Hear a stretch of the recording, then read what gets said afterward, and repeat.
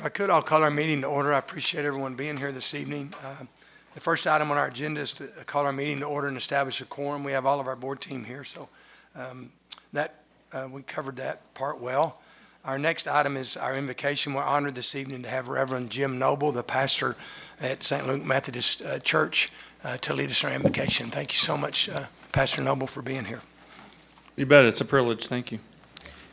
Pray with me. Lord Jesus, I thank you for these servants and the sacrifices of time and energy they and their families make to support this community and this district. Give them your vision for SAISD. Bless this district and bring it tremendous success.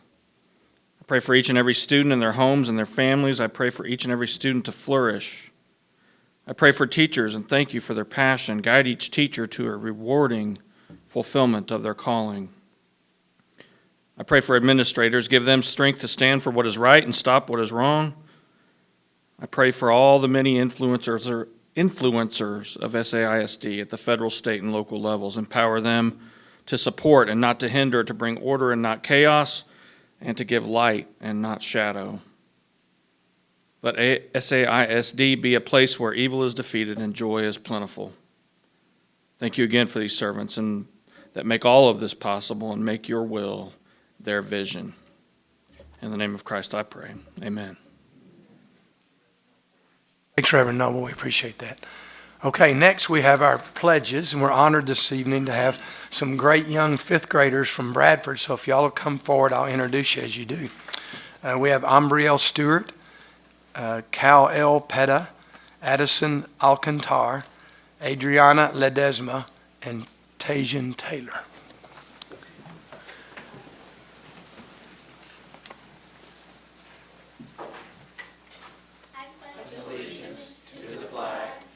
United States of America, and to the republic for which it stands, one nation, under God, indivisible, with liberty and justice for all. Under the Texas flag, I pledge allegiance to thee, Texas, one state, under God, one and indivisible.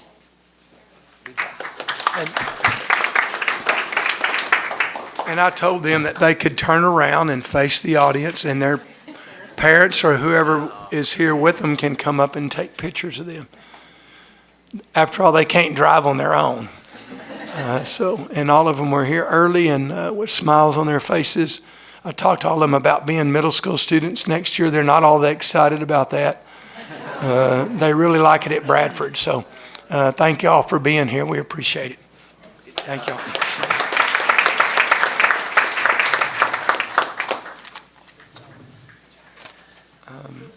I'll read our little script before we get started. Good evening and welcome. As the President of the Board of Trustees of the San Angelo Independent School District, I'd like to welcome all of you who are present at tonight's regular board meeting. Also welcome those of you who might be watching the tape of this meeting on our public access channel, Channel 4. We appreciate your interest in our students. All items that will be discussed at our meeting this evening have been posted as required by state law. Also, as you may be aware, our board meets a minimum of 2 times per month. And most, if not all, of our board items on this agenda this evening have been previously discussed in an earlier pre-agenda board workshop. As members of the San Angelo Independent School District's Board of Trustees, we're here to set goals, listen to the reports from our superintendent, approve budgets, contracts, and personnel appointments, and to make policy for the school district. Please keep in mind that our meeting is a meeting of the Board of Trustees held in the public and not a meeting of the public. However, with that in mind, we have an item on every one of our meeting agendas that allows anyone present who wishes to speak to our board team an opportunity to do so. I will make certain that we give everyone an opportunity to speak on any item not listed on our agenda. Additionally, prior to taking any votes, I will ask audience members if they would like to make comments. Anyone wishing to make comments on any agenda item should do their best to limit their comments to 3 to 5 minutes. In compliance with state law, these proceedings are recorded and will become a part of SAISD's permanent legal record. In order that the tape might adequately reflect the proceedings, I ask that you please refrain from talking while others might be speaking. And I also ask as I remind my fellow board team members to please turn off or silence your cell phones at this particular time. Again, it's my pleasure to welcome you to tonight's meeting. We thank you for taking the time to join us here this evening. We appreciate your interest in the activities of our district. Our next item is item 4, We have several recognitions, and Ms. Crutchfield's going to handle those for us. Thank you, Ms. Crutchfield, for setting these up. Good evening, Dr. Detloff, Mr. Lehman, members of the board, and guests. Tonight, we recognize 2 outstanding teachers in San Angelo ISD. Will you all come forward, please?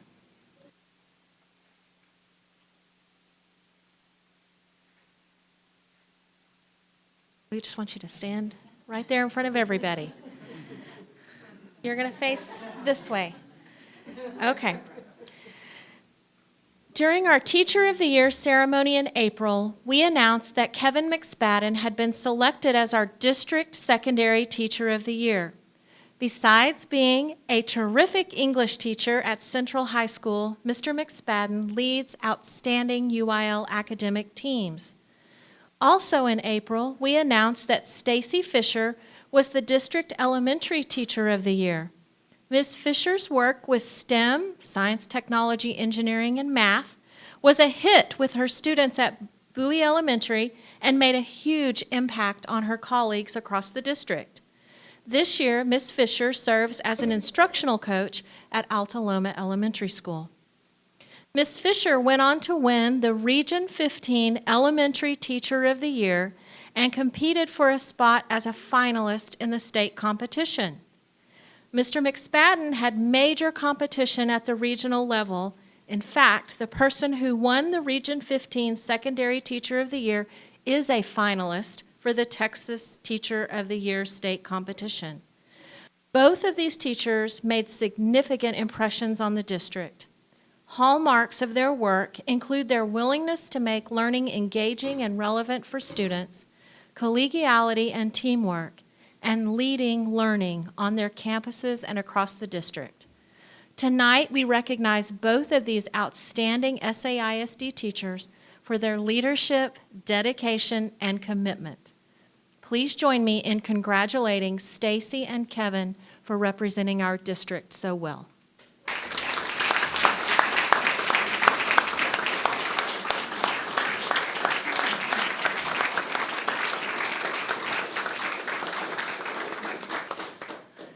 Okay, so now we have pictures, and then you get to go shake everybody's hands.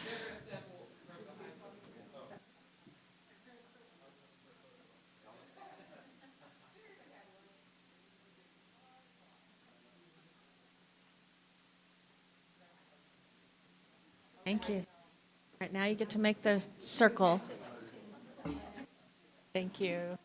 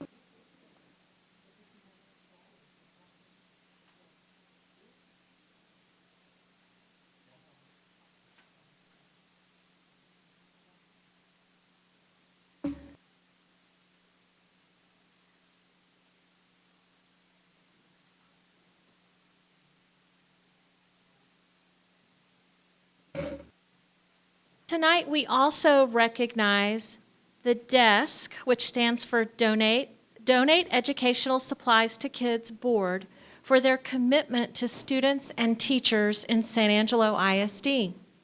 12 years ago, actually it's 14 years ago, Board President Eric Wilson decided that he wanted San Angelo ISD students to know that people in the community cared for them.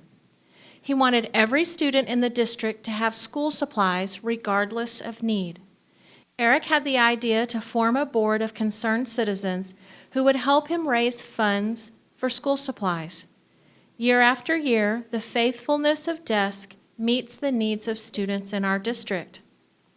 At the annual DESC presentation in early August, DESC gave campus administrators over $65,000 to purchase supplies for students in need. Desk funds are distributed based on the number of free and reduced lunch students at each campus. This evening, we are honored to have members of the desk board with us. Dr. Detloff, please come forward and help me recognize the desk board members who are here this evening. Desk board members, when we call your name, please come to the front. Dr. Detloff will present your certificate. Please remain for a group photo, and then our board members and administrators would like to greet you and say thank you as well.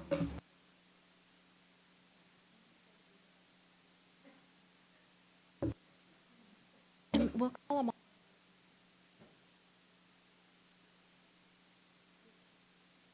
President Eric Wilson.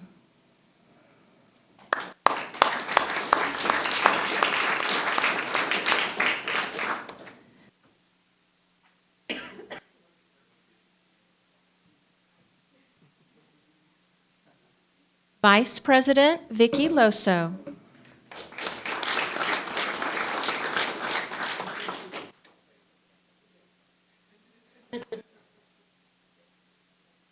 Secretary Diane Wilson.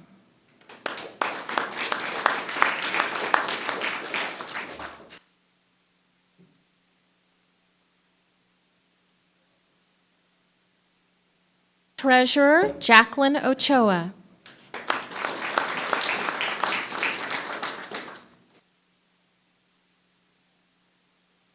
Board Member Jennifer Call. Board Member David Wagner. Board Member Ken Grimm.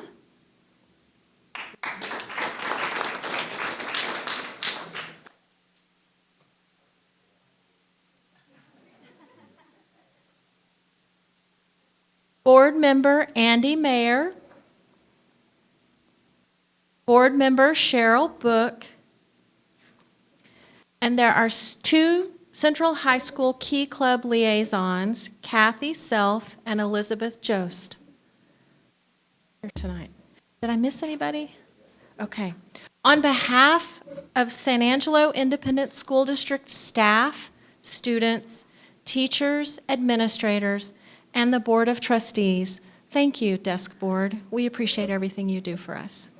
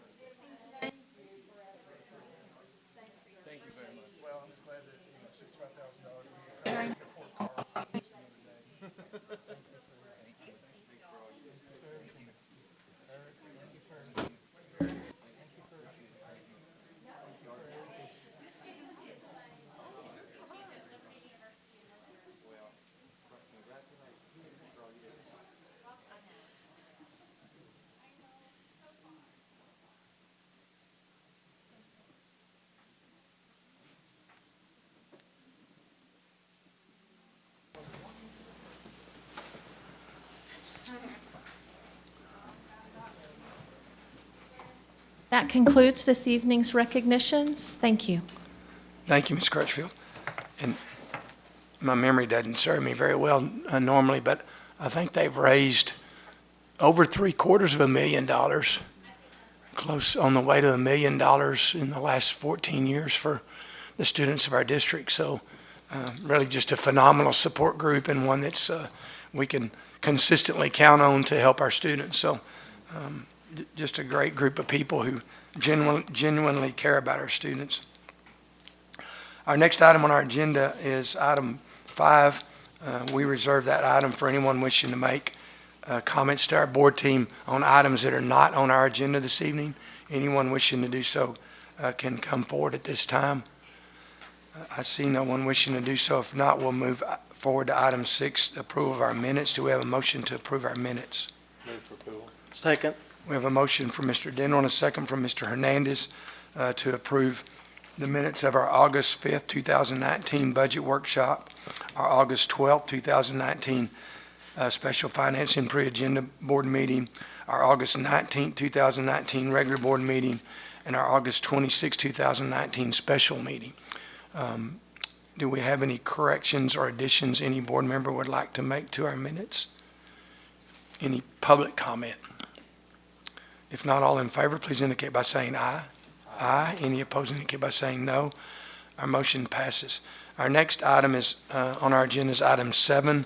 I don't think we have any announcements regarding our partnership with Goodfellow. May I add one? Yes, Dr. Detloff, go ahead. Thank you, Mr. Lehman. I do want to indicate on our partnerships with Goodfellow, we continue to have robust partnerships with our local Air Force base. In fact, last week I was involved in our participate on the Military Affairs Committee, and we had an initial meeting last week. So as we're preparing for our academic progress update, I did just want to identify that we continue to meet frequently with our friends at Goodfellow and work hard to make sure that those partnerships benefit the entire community. Yeah, thanks, Dr. Detloff. And I know we had a number of the officers and folks at Goodfellow that were at our convocation. And how many students do we have that are part? Over 600 students that are stationed. All of our fifth graders will participate in Starbase, which is right around 1,100 students. Okay. Throughout the year. But I mean, how many students do we have that are military, have military parents? I think it was close to 700. Right, you're correct. I think 650. Okay. So a big part of our district is what I'm trying to say, and certainly a great relationship with the team at Goodfellow. And we're honored that they choose SISD to partner with. So item B under reports is Dr. Ritter is going to give us an update on academic progress.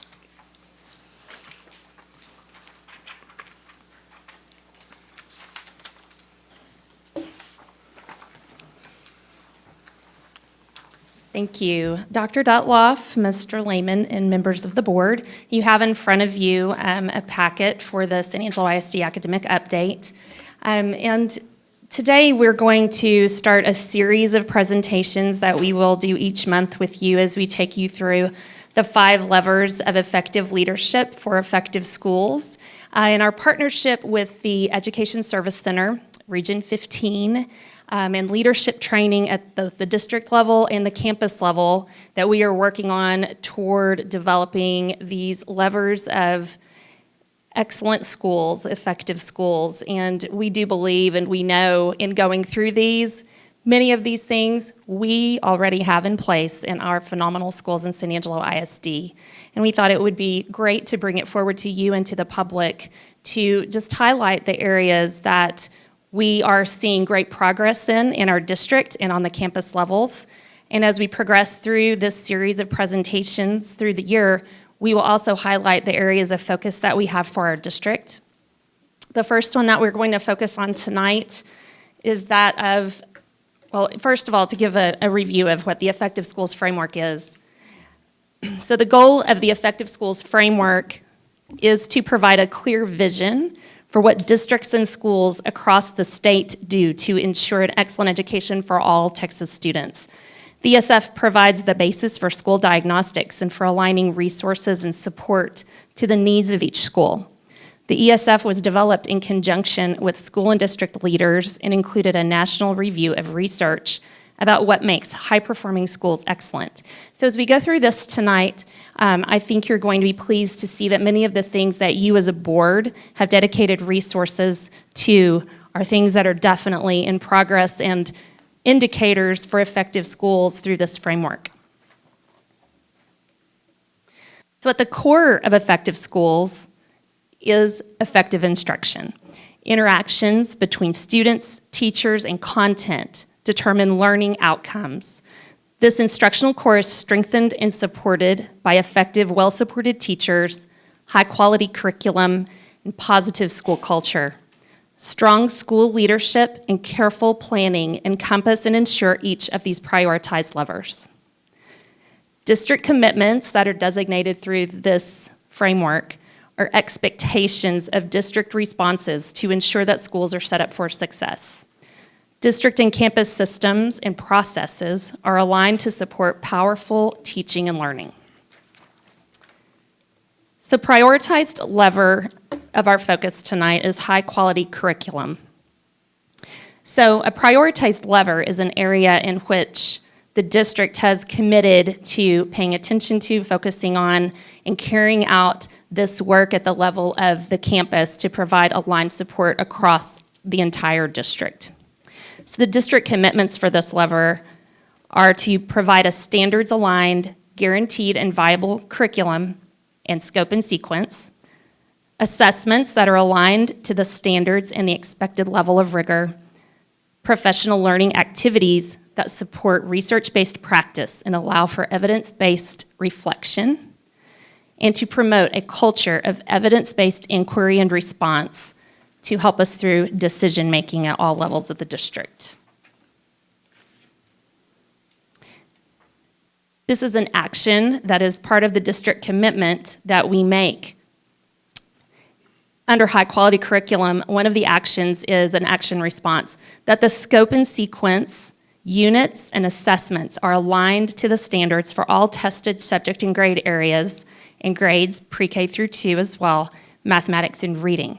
So in our district, what I included here on these are some details about what we are doing in our district to address this expectation. We have our SAISD Teaching and Learning Plan, which provides our curriculum documents, revised annually through consultation with outside consultants, including Scholastic, Fountas and Pinnell, Math Solutions, and Texas ASCD. We go through a process of review and revision every year to ensure that we are truly prioritizing the standards that need prioritization and that our curriculum reflects that instruction with methodology and pedagogy.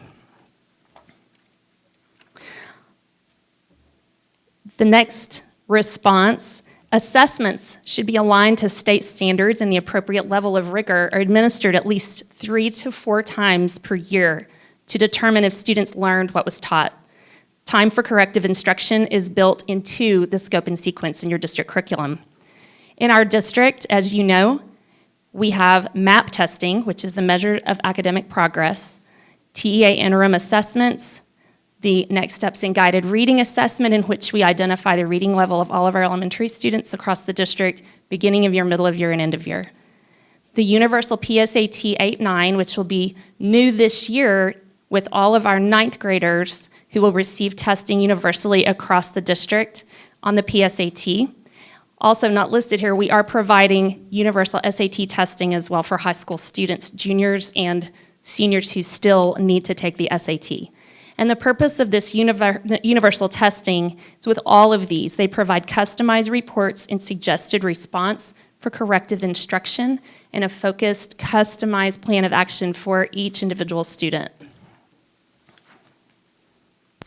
Dr. Ritter, as you're turning the page, may I add to that quickly? Yes.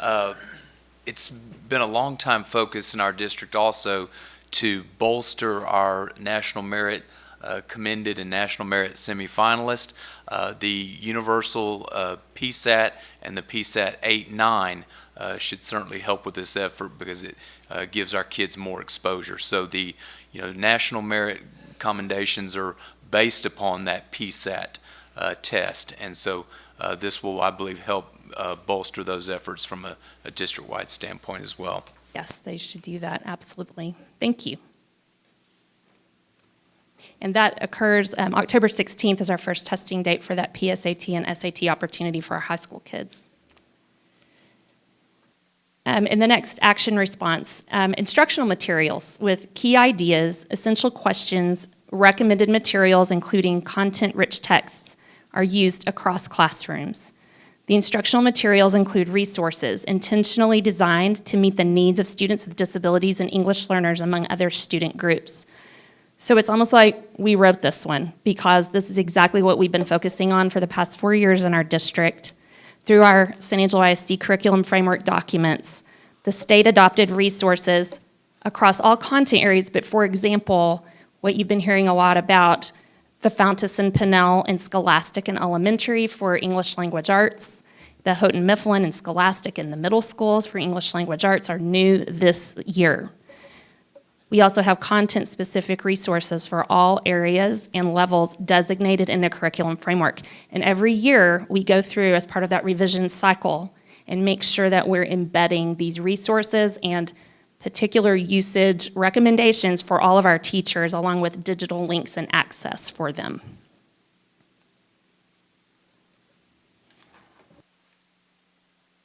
And the last one of the action response areas, high-fidelity professional development calendars for teachers are implemented, which provide introductory and ongoing content-focused, job-embedded training linked to high-quality curriculum for early childhood through grade 12 in all core subjects.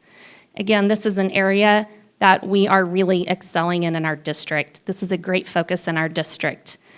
We have Scholastic embedded coaching in elementary and middle school.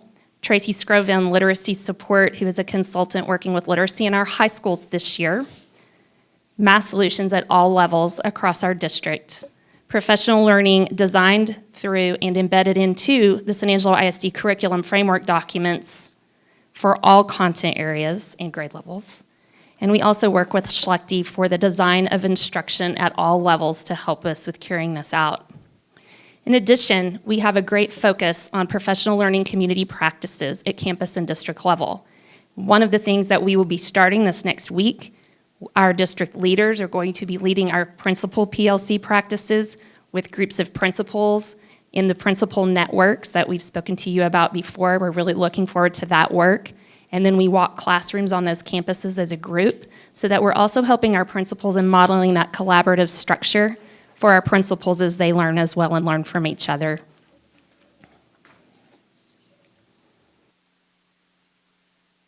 So as we draw this all back to our district processes, we have to think about our district values and why these things are important to us. We really do value systems thinking and the accountability engine, the work that we're doing with our community-based accountability system, the work we've done with John Tanner, that we must have trust in the process, follow the process. And then these questions you will be familiar with. Are we on track to become the system we said we would be? What will we accept as evidence that we are becoming the system we want to become? What is it we really want to be? What do we really want to accomplish? And what decisions do we need to make?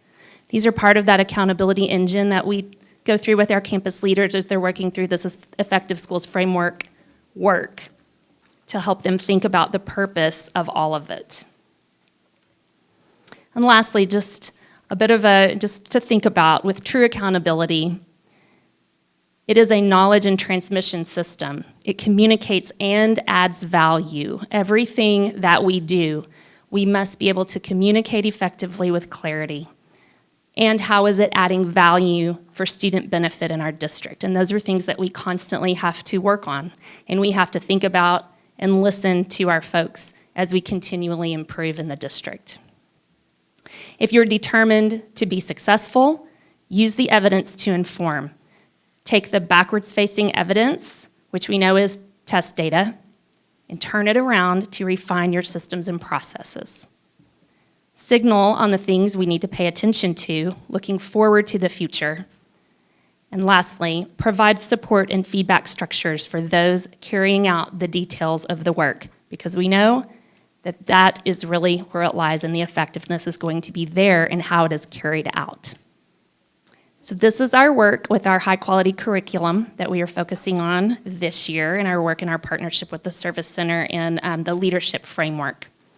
So I look forward to any questions or comments that any of you may have.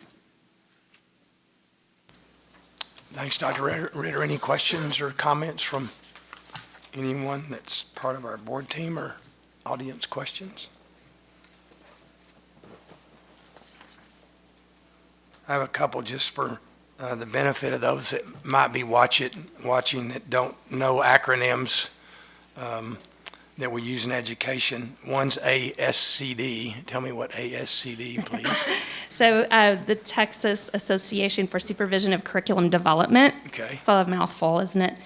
So it is really the leading state organization for development of curriculum as well as carrying out curriculum and instruction and professional learning for the state of Texas. There is a national ASCD as well that we are also associated with. Okay. And then the other thing, I know what Schenectady is, but you might explain, a lot of the others you're talking about working with or explained what they do, but not necessarily that. So Yes. for the benefit of those who might be watching on TV, would you tell them what they do? Yes, we partner quite often with the Schlechte Center, which Phil Schlechte was the founder and leader of the Schlechte Center, and he passed about 5 years ago, and the work continues in his name. It is a great group that coaches us through how we consider design and how we approach, instead of just planning, it's how we approach through the design lens of motivating factors. Everyone's motivated by something, so we have to think about what motivates our participants as we design experiences, whether it's adult learners or participants or student learners and participants. So we do quite a bit of work with the design lens, taking our curriculum, and through the design lens, taking teachers through opportunities to design learning experiences for their students to increase authentic engagement at the student level. Okay, any other questions? Ms. Flint? Thank you. Jana, I was just going to ask what the teachers and principals, with all of this being so new in the past year or two, several years, how they've responded to it and what changes they've seen or what changes they're implementing. Yeah. And, it's loop, and we have this, instead of a straight arrow, it's kind of an arrow with these loops for continuous improvement. And needing to have that feedback, we involve many, many teachers through this process, our principals, other administrators, instructional coaches, also our community-based advisory council providing feedback from the community and parent level as well. And so, obviously, with a shift and starting to gradually do that, we know that it's a change for them. We get good feedback, positive feedback on our curriculum documents, especially when we have, say, new teachers who come to the district, many times who came from other districts that didn't have the framework and the documents that we have to assist them in their teaching. And they are very, very excited about them. And so we're just, every year about this time, we're starting to see implementation starting to happen. And so then we're listening and wanting to hear, how is it going? What are the things that are working well? What are things we need to revise? It's a process through the whole year. But what we do know is that we are starting to see strong alignment across the district. And when they are truly implementing with fidelity, we are seeing students across the district, regardless of what school we go to, we're seeing not necessarily the same lesson because we want the teachers to design for the students they have. But the curriculum documents are a framework, kind of like a skeletal structure for the work that's going on. And then they add the details onto it and they can access that anywhere in there that works for them. And our resources that we have provided them through much of what you have determined as a priority at this district, has, especially with the focus on literacy, has been incredible. And so we're seeing lots of literacy, lots of books in the hands of kids, lots of smiles, lots of students really excelling in their reading, and we have seen our reading levels soar. So it takes time, but I know that when teachers start to experience the success of those students, the progress that they're making, and actually measuring with those assessments we talked about, they're very encouraged by that. So they want to continue and want to continue to see that growth. Thanks, Amy. Good question. Other questions? I'll just say, I think one of the good things y'all have done in the curriculum department is, one, include the teachers, but also give them the tools to see if it is working and isn't working. The map, the other things that we've provided funding for, allow for us to actually document that this is working or not working, which, like you said, gives good reinforcement one way or the other to the teachers. It allows us to make changes as necessary to make sure that we're creating that type of thing. This is not exactly what it's going to be 3 years from now. No. It's changing every year. So Right. I think that's important for our parents and our teachers to realize that we continue to mold it in order to address the needs of the students we have in front of us. Absolutely. Thank you, Dr. Kingman. That's such a good point because you can hear from districts that have a very rigid curriculum. It's like set in stone. These are guiding documents. This is a process. We look at it as a process that's constantly evolving, and it's informed by the data, the evidence that we have ongoing through a school year, not just on state assessment at the end of a school year, but also feedback from our teachers and just providing them those opportunities to give that feedback and then support them through areas that might be more difficult in implementation, but knowing when they really do move forward with fidelity that they are seeing the results. So it's empowering. Thank you. Any other questions? If not, thanks for your report, Dr. Ritter. Absolutely. Thank you We'll so look much. forward to continuing that discussion. Thank you. Our next report is our enrollment report, which is part of our Friday facts that we receive as board team members each week. This is for the 9th day of school that shows that we have 72 students, more than the same time frame last year. So we're pleased that we have 14,468 students that we're able to serve in SAISD and look forward to a really good school year. That number's been fluctuating anywhere from about 60 to 80, but pretty consistent in that area. Next, we'll cover our consent items. Do we have a motion to approve consent items A through F?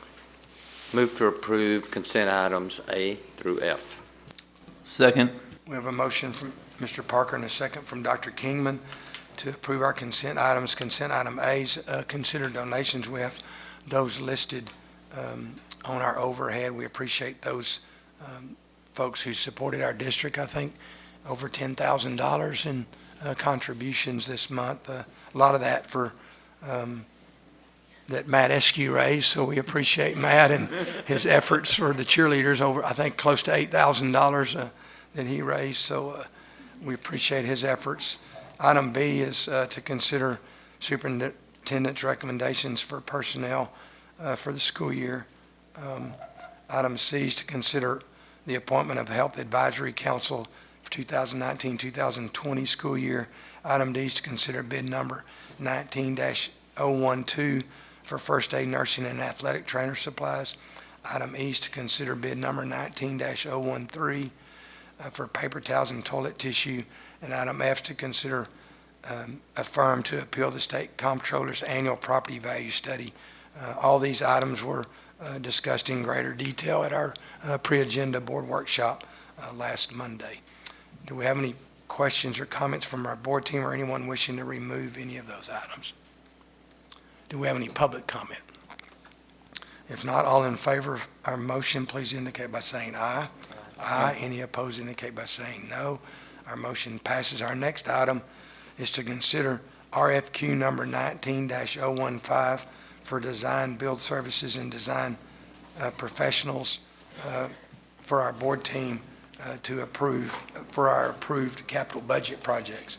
And Mr. Henry or Dr. Bright or someone's going to do this for us. And President Lehman, why they come up, just we do bills, accounts, and financials, but there are none this month, so that's why they're not on our agenda, Okay. in case people watching at home, hot button TV, realize we haven't done it. Thanks. Yeah, thanks, Dr. King. We appreciate that. Yeah, some of that is we're waiting for year end and making sure that we have all of our accounting done before the year end, before we do our those financials. But So we have 2 months next. we'll have 2 months next time. If anybody has any questions, we're an open book. Just go on our website and check our financials out as well as our checkbook, as Mr. Dendel's proud of reminding everybody. While y'all are huddling, are y'all through huddling? Have y'all broken the huddle yet? We're going to rehearse next time. Okay, all right. Go ahead, Dr. Bright. We'll Thank turn you. it over to you. Well, I will share with you that my experience and what I see all over the state with budgeted funds is that the capital needs of a school district always outstrip available revenue. That's everywhere. Budget dollars are focused on the day-to-day operations and the alignment of the resources to support the needs of each campus, just like Dr. Ritter shared on her presentation on the Effective Schools Framework. And usually what happens is that leaves little or no money left over in the budget to address long-range, large capital needs. And that's why schools all over the state have to address those large needs with bond issues, because that's the only way to get an infusion of enough money to take care of big projects like that at one time. Now, part of the budget process this school year was that a district administrative team got together and reviewed our immediate facility needs. And we had a list of about 10, maybe a few more on that list, can't quite remember. And we brought it forward to the board for consideration. And if you'll recall, we gave you a list, 10 or 11, whatever it was, and we had you go through a ranking exercise. What do you see as a board as priorities for us to try to tackle? And you had a ranking. It was kind of scary, but they're very similar to our ranking, one or two little things off. But I think that we see things very similarly of what our needs are in the district. So after we went through this ranking exercise, we came up with a list of basically 6 items, and we put some of this in the budget. For example, the top one there is LED retrofits. These are rough budget estimates. They may be a little higher, a little lower when it all gets said and done. We talked about LED retrofits, and I think these are the exact order y'all put them in, actually. Glenn Cafeteria Seating Expansion, Glenn HVAC Replacements, Lincoln HVAC Replacements, Diedrichson Gym Restroom Concession Renovations, and then our last one was a 4-lane track at Lincoln Middle School. Now, those are the order that y'all put them in. What we take it from administratively now is that once we've identified the projects and we've set money aside for each of these projects out of committed fund balance and, like I said, a little bit in the actual budget, they all become priority 1 for us. Y'all said go, and so we're going to try tonight to start the process to get each of these projects going. And the order that they actually get completed in depends. Some of them take longer to plan than others and to process the bidding part of it. And then some of them will move pretty quickly. But our goal right now is that if y'all approve what we're going to look at tonight, that we are going to do our best to have all of these done by the start of school next year, which kind of shows you got to really get out in front of these capital projects as it takes time to get them completed. So having said that, I'm going to turn it over to Jason, let him talk about the RFQ process we went to, and then we'll talk about the recommendation that we're making tonight.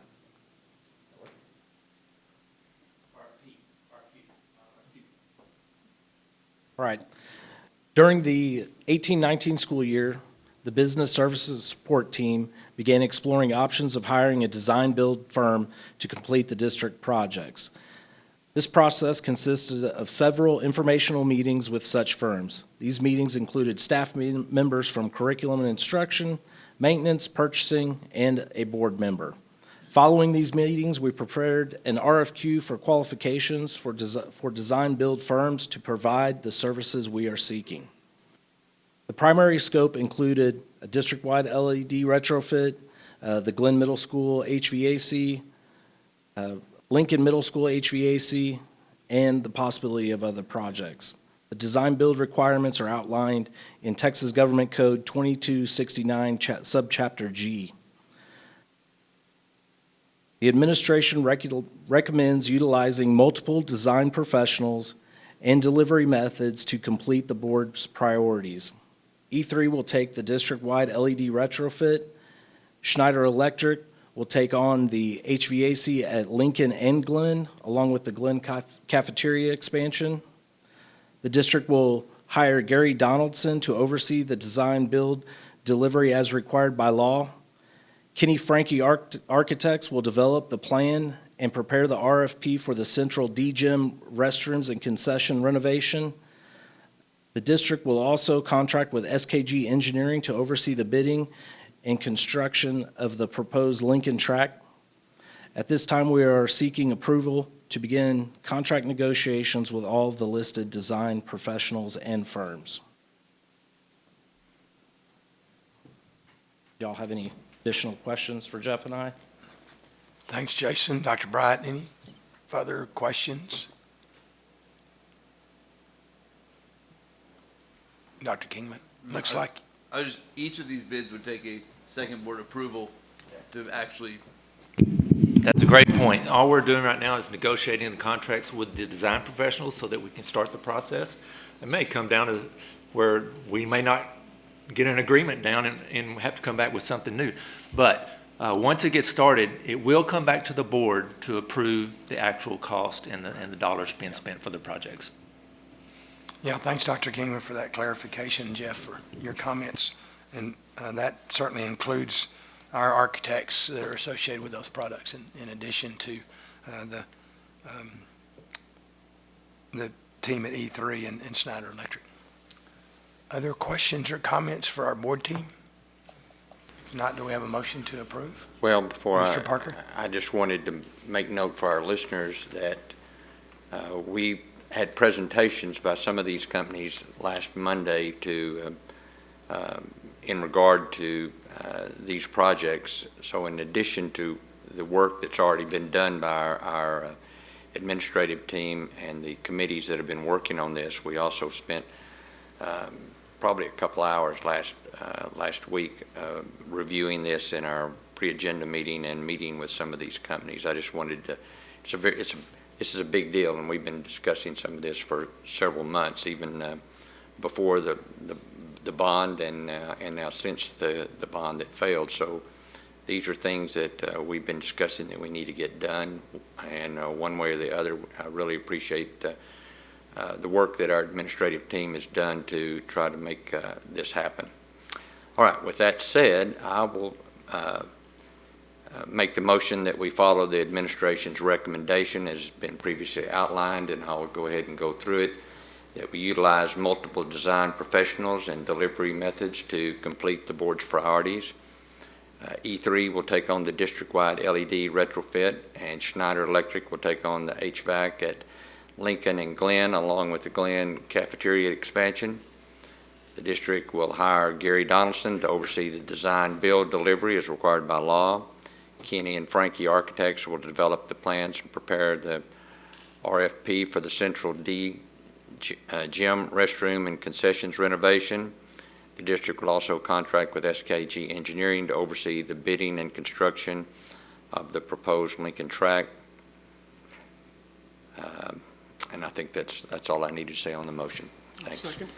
So we have a motion from Mr. Parker and a second from Mr. Gallegos. Any further board comment or questions? Anyone wishing to make public comment? I think we're looking forward to a very successful completion of these projects. We see E3 is here tonight. Clip and Jason, they're phenomenal people, and we look forward to working with y'all.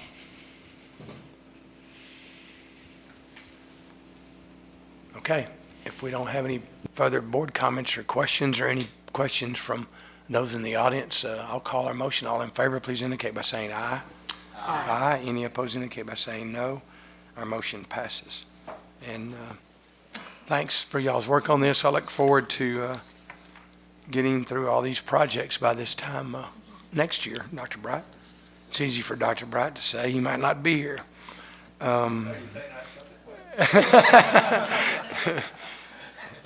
Our next item on our agenda is item 10, to consider nomination of candidates to serve on the Board of Directors for the Tom Green County Appraisal District for 2020 and 21 term. Do we have a motion to approve? I move we approve a resolution nominating 5 board members to serve on a 2-year term. And I think the 5, let me see, the resolution states that the 5 that we would be nominated are John Begnaud, John Kahn, Candy Poole, Luis Gomez, and Bob Reeves. Second. Second. Thanks, Max, with multiple seconds from Mr. Dindal and others. All 5 of those directors that Mr. Parker mentioned are currently serving and have a willingness to serve another term for some unknown reason. And I think it's worth noting that of the eligible ballots, there's 5,000 eligible votes, and the district, San Angelo ISD, because of the votes are based on how much revenue goes to each taxing entity in Tom Green County, and San Angelo ISD's about 40% of that revenue, which therefore allows us about 40% of the votes, which is 2,097 of the 5,000 votes. So we will see how the other taxing entities in Tom Green County feel about those current 5, but our resolution, if approved, will allow those 5 to continue to serve from January 1st of 2020 through December 31st of 2021. Do we have any other board comments or questions? Any public comment? If not, all in favor, please indicate by saying aye. Aye. Our motion, any opposed? Our motion passes. Our next item is announcements. Our board team and a number of our administrators will be attending the Texas Association of School Administrators and Texas Association of School Board Convention, which is this week in Dallas, September 20th through the 22nd. I think Pam left a schedule, or Becky left a schedule for us at our places, so we'll know what's going on and what time we need to leave. We're scheduled to leave here on Thursday at noon. That should help us miss the traffic in Dallas. Our next board meeting is our Finance and Pre-Agenda Board Workshop on October 15th.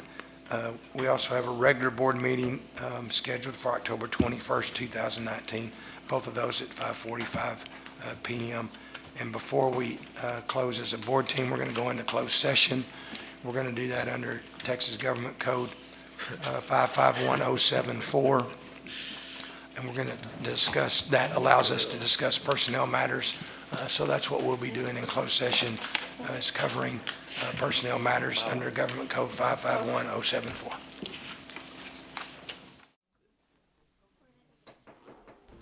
Okay, I'll bring us back from our closed session.